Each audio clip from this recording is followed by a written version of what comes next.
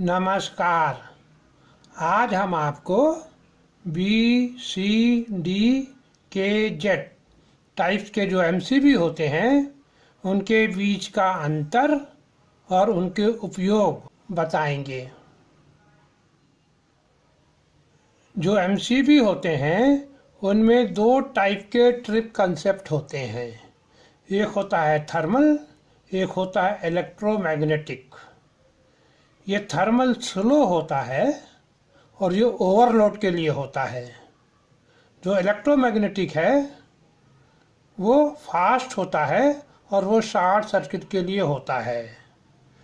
तो जो हमने 5 टाइप के एमसीबी बताए आपको, बी सी डी के जेड, उनमें अंतर इन दोनों पर निर्भर करता है। डिफरेंस बताने के लिए इलेक्ट्रोमैग्नेटिक ट्रिप कंसेप्ट ज़्यादा मायने रखता है। अब इन 5 टाइप्स के जो एमसीबी हैं उनमें थर्मल ट्रिप के हिसाब से डिफरेंस क्या है। इन 5 टाइप के एमसीबी को हमने 2 ग्रुप में बांटा है। एक है बी सी और डी टाइप एमसीबी, दूसरा है के और जेड टाइप एमसीबी।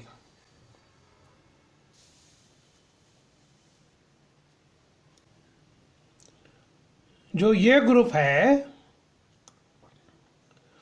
उसमें जो ट्रिप करंट होती है वो 1.13 आईएन से लेकर 1.45 आईएन होती है। आईएन क्या है? Nominal current. मान लीजिए 10 एम्पियर का एमसीबी है तो 1.13 क्या हो जाएगा? 11.3 एम्पियर। तो 10 एम्पियर का एमसीबी 11.3 और 14.5 एम्पियर करंट के बीच में कहीं भी ट्रिप हो सकता है थर्मल ट्रिप के हिसाब से। ठीक है ना? अगर यहाँ 100 एम्पियर है तो ये 113 से लेकर 145 एम्पियर की रेंज हो जाएगी। इन तीनों का एक ही रेंज है थर्मल ट्रिप के हिसाब से। और जो के और जेड टाइप हैं उनकी रेंज है 1.05 आईएन से लेकर 1.2 आईएन। ये ट्रिप करंट की रेंज है। 10 एम्पियर एमसीबी के लिए जो ये फिगर होगा वो 10.5 एम्पियर होगा और ये होगा 12 एम्पियर। मतलब अगर लोड करंट 10.5 से 12 एम्पियर के बीच में है तो ये एमसीबी ट्रिप होगा। अब टाइम अलग अलग होता है। अगर करंट ज़्यादा है तो कम टाइम में ट्रिप हो जाएगा, करंट कम है तो ज़्यादा टाइम लेगा। इसी प्रकार यहाँ भी है। तो थर्मल ट्रिप के हिसाब से खाली 2 ग्रुप होते हैं, एक में बी सी डी और दूसरे में के जेड। अगर आप एक सी टाइप का एमसीबी लें 10 एम्पियर वाला और उसमें 11 एम्पियर करंट बह रही हो तो वो नहीं ट्रिप होगा, क्योंकि वो इस रेंज से बाहर है। वो धीरे धीरे गर्म हो जाएगा, काला पड़ जाएगा। अब हम आपको बताएंगे कि मैग्नेटिक ट्रिप कंसेप्ट के हिसाब से इन 5 तरीके के एमसीबी में क्या अंतर है।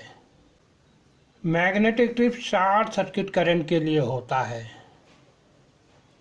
यहाँ पे हमने 1 2 3 4 5 6 करंट लिमिट लिखी है। 2 आईएन, 3 आईएन। आईएन क्या है? नॉमिनल करंट एमसीबी की। जैसे 32 एम्पियर का अगर आप एमसीबी लें तो आईएन होगा 32 यानी 32 एम्पियर। अगर 10 एम्पियर का लें तो आईएन होगा 10 एम्पियर। तो बाज़ार में जो आप रेटिंग कह के मांगते हैं वही आईएन होता है। तो 2 आईएन, 3 आईएन, 5 आईएन, 10, 15 और 20। अगर हम 10 एम्पियर की रेटिंग वाला एमसीबी लें तो ये 2 आईएन कितना हो जाता है? 20 एम्पियर। 2 गुना।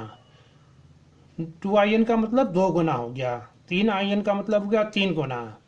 20 आईएन का मतलब हो गया 20 गुना। तो 10 एम्पियर के लिए 2 आईएन 20 होता है 3 आयन 30 एम्पियर होता है। इसी प्रकार 20 गुना आयन क्या होगा, 200 एम्पियर। तो ये 6 करंट लिमिट डिसाइड करती हैं कि कौन से टाइप का है ये। अब देखिए, सबसे पहले हम बी टाइप लेते हैं। बी टाइप की रेंज हमने ये दिखाई है, ये है ना, ये रेंज है 3 गुने से लेकर 5 गुने तक। 10 एम्पियर के लिए 30 एम्पियर से लेकर 50 एम्पियर तक। मतलब जो नॉमिनल करंट है 10 एम्पियर, उसकी 3 गुने से लेकर 5 गुने तक अगर शॉर्ट सर्किट करंट बहेगी और एमसीबी बी टाइप का है तो वो ट्रिप हो जाएगा। इसी प्रकार जो सी टाइप का ब्रेकर है वो 5 गुने से लेकर 10 गुने तक या 50 एम्पियर से लेकर 100 एम्पियर तक, 10 एम्पियर वाले के लिए, इस रेंज में अगर शॉर्ट सर्किट करंट बहती है तो सी टाइप का एमसीबी ट्रिप हो जाएगा। अब इस रेंज में सी टाइप का एमसीबी कहीं भी ट्रिप हो सकता है। किसी एमसीबी में सेटिंग कर सकते हैं, किसी में नहीं कर सकते, किसी में एग्जैक्ट बता देते हैं कि इसी वैल्यू पर ट्रिप होगा। अगर आप सी टाइप का एमसीबी लेते हैं और करंट 5 गुना से कम है तो वो ट्रिप नहीं होगा। इसी प्रकार अगर आप सी टाइप का एमसीबी लेते हैं और करंट 10 गुने से ज़्यादा है तो ट्रिप होगा। मतलब 5 से कम पे ट्रिप नहीं होगा सी टाइप का, और 5 से 10 की रेंज में ये कहीं भी ट्रिप होगा, और 10 गुने से ज़्यादा करंट होने पर पक्का ट्रिप होगा। समझ गए ना। इसी प्रकार जो डी टाइप की रेंज है वो 10 गुने से लेकर 20 गुने तक है, या 10 एम्पियर के लिए 100 एम्पियर से लेकर 200 एम्पियर तक ये रेंज है। अगर डी टाइप में 10 गुने से कम करंट बहेगी तो ये ट्रिप नहीं होगा। 10 गुने से लेकर 20 गुने तक करंट बहेगी शॉर्ट सर्किट करंट, तो ये कहीं भी ट्रिप हो सकता है।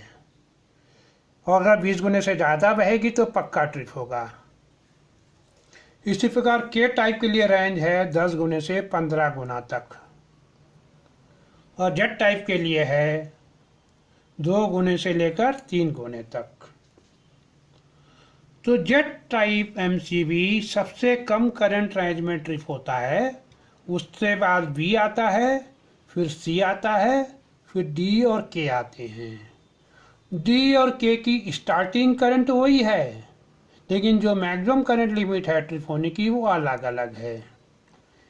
के टाइप की जो रेंज है वो थोड़ा क्लोज है, डी टाइप की रेंज ज़्यादा है। तो हमारे मैग्नेटिक ट्रिप करने के लिए किस शॉर्ट सर्किट करंट पर एमसीबी ट्रिप हो जाए, उस हिसाब से ये डिसाइड करते हैं। अगर हम चाहते हैं कि हमारा एमसीबी तब ट्रिप हो जब शॉर्ट सर्किट करंट 5 गुने से लेकर 10 गुने रेंज में हो, तब हम कौन सा सेलेक्ट करेंगे, सी टाइप का। अगर हम चाहते हैं कि हमारा एमसीबी तब ट्रिप हो जब शॉर्ट सर्किट करंट 10 गुने से लेकर 20 गुना तक बहे, तब हम कौन सा लेंगे, डी टाइप। ठीक है, समझ में आ गया ना। अब बी टाइप का एमसीबी जो 3 गुने से लेकर 5 गुने तक की करंट पे ट्रिप करता है, वो कहाँ यूज होता है, वो ऐसी जगह यूज करते हैं जहाँ पे सर्ज करंट ना हो या जहाँ पे स्टार्टिंग करंट ज़्यादा ना हो। जैसे रजिस्टिव लोड, तो वो मेनली रजिस्टिव लोड में यूज होता है। जैसे लाइटनिंग है या डोमेस्टिक अप्लायंसेज हैं, जैसे हीटर है, इलेक्ट्रिक आयरन है, इस टाइप के लोड। अब सी टाइप एमसीबी जो कि 5 गुने से लेकर 10 गुने तक की करंट पे ट्रिप होता है, उसके यूजेज ये वहाँ यूज होता है जहाँ पर स्टार्टिंग या सर्ज करंट ज़्यादा हो। सर्ज करंट का मतलब होता है जब हम कोई चीज़ ऑन करें और थोड़ी देर के लिए उसमें बहुत ज़्यादा करंट बहे, जैसे मोटर है, उसको बोलते हैं सर्ज करंट। जैसे लो हार्स पावर मोटर्स, छोटी छोटी मोटरें होती हैं, ये डोमेस्टिक में यूज होती हैं कई जगह, जैसे एयर कंडीशनर है, वाटर पंप है, वॉशिंग मशीन है। उसके अलावा पावर फैक्टर कैपेसिटर जो होते हैं इंडस्ट्री में, वहाँ पे भी सी टाइप एमसीबी यूज होते हैं।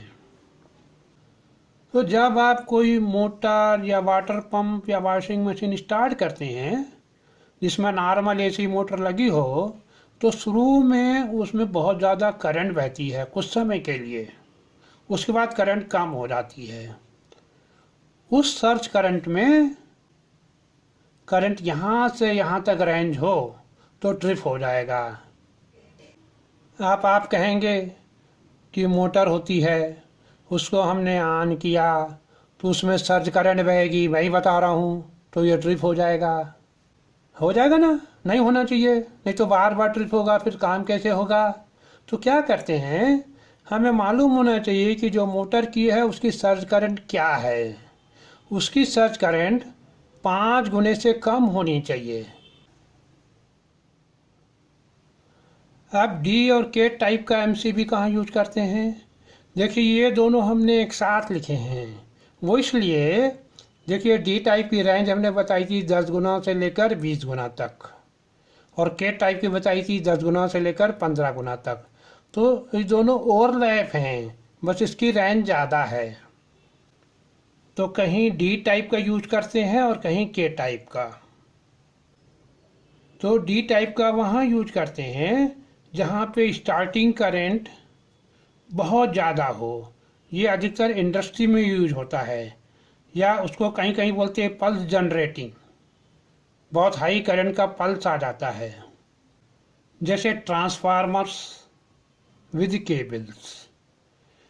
जो मोटर होती हैं उनको आप ऑन करिए तो उसमें थोड़ी देर के लिए ज़्यादा करंट बहती है, लेकिन जो ट्रांसफार्मर होते हैं उनको जब आप ऑन करिए तो उसमें काफ़ी ज़्यादा करंट बहती है। Solenoid valve, battery charger, x-ray machine, welding transformer, इन सब में जो स्टार्टिंग करंट है वो बहुत ज़्यादा होती है, वहाँ पे डी या के टाइप यूज करते हैं। अगर हमें क्लोज रेंज चाहिए तो के टाइप, अगर ज़्यादा रेंज चाहिए तो डी टाइप। अगर ये इसकी सर्ज करंट इस रेंज में आ गई तो डी टाइप बार बार ट्रिप हो जाएगा, तो आपको प्रॉपर सिलेक्शन करना पड़ेगा, ट्रांसफार्मर छोटा है या बड़ा है, उस हिसाब से। अगर आपने इंडस्ट्री में कहीं सी टाइप लिया है और वो बार बार ट्रिप हो रहा है तो उसको डी टाइप में बदल सकते हैं आप। मैं ये एक संभावना बता रहा हूँ, वैसे तो बहुत से कारण हो सकते हैं ट्रिप होने के। अब जेट टाइप एमसीबी का यूज। जेट टाइप की ट्रिपिंग रेंज होती है मैग्नेटिक ट्रिप की 2 गुने से लेकर 3 गुना नॉमिनल करंट का। 10 एम्पियर वाले के लिए 20 एम्पियर से लेकर 30 एम्पियर तक। ये सबसे कम करंट पे ट्रिप हो जाता है। ये वहाँ यूज करते हैं जहाँ पे सेमी कंडक्टर सर्किट हो या कंट्रोल सर्किट हो, जैसे thyristor rectifier, MOSFET power circuit.